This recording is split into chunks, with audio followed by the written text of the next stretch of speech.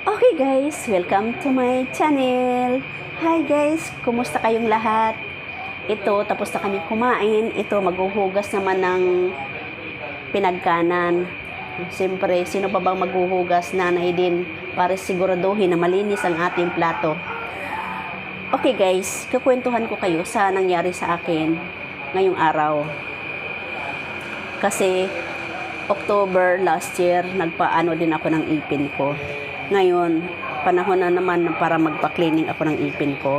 Pagdating ko doon, sa 2, 3, 4, mayroon din naghihintay. So, pang 5 ako.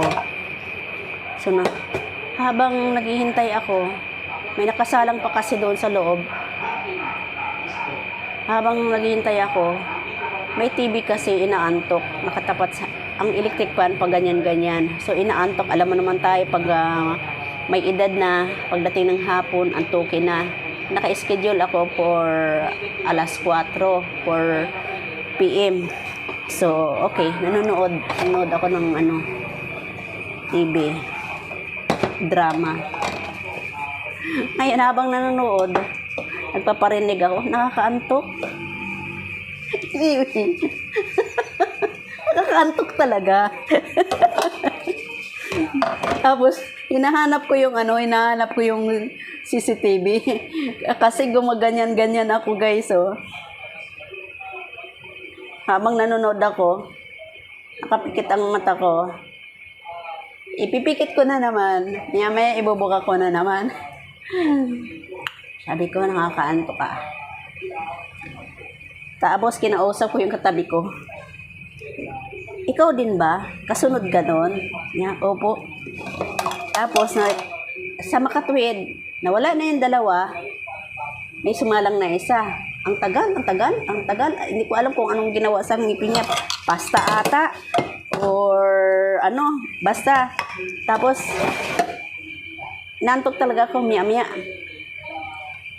Ma'am, ikaw na ma'am. Sabi ko, ay, salamat. Alam mo, nakakaantok, Dok. Sabi niya, oo nga. Alam mo nung God, Dok, sabi ko ganito talaga pagka matatanda na, magkakaedad na, antukin talaga. Ganitong oras, inaantok na ako, matutulog na ako. Yan, tawa yung doktor sa akin. Minapatawa ko lang naman siya. Tapos, ayan na, nakasalang na. Ayan, nililinis. Sabi niya, mother, tiis-tiis lang kasi yung mga ngipin mo, medyo medyo may pinapahid siya. Tiis-tiis lang, mother, ha? Kasi yung ipin mo, medyo na. Sabi ko, oo, sige, Dok. Pero talaga, nasasaktan talaga ako sa ayaw ko kasi yung dinudot-dot yung ipin ko, eh. Ayan, tapos nagmumug na ako, ayan, dumudugo na talaga yung ipin ko, ayan. Tapos dito sa taas, sa bagang, dito sa taas, ayan. Sabi ko, Dok, ito yung ayaw na ayaw ko, yung magpa-cleaning ako, yung dinudot-dot yung ipin ko, ayaw na ayaw ko talaga.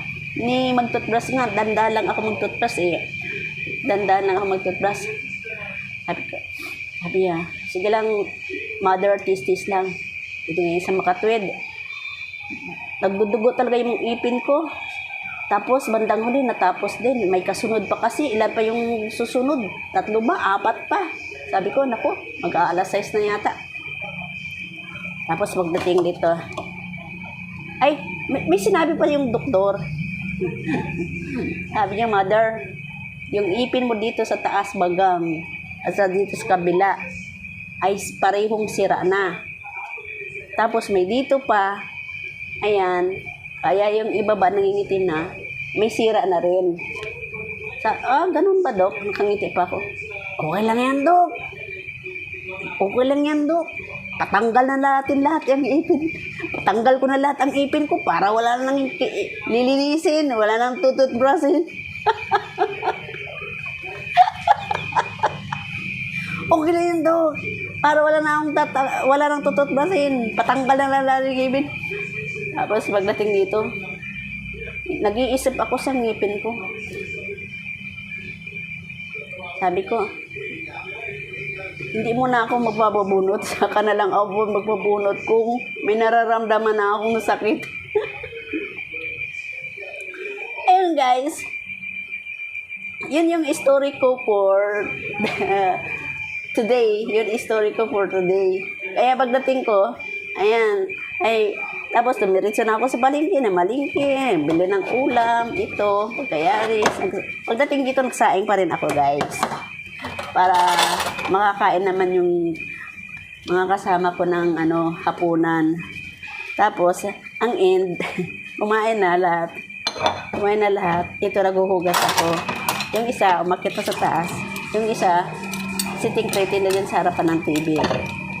Ganoon talaga.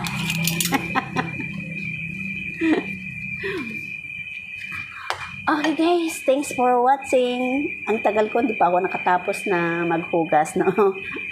Ang dami ko, ang dal ko guys. I hope you enjoy kayo guys. Okay, thanks for watching guys.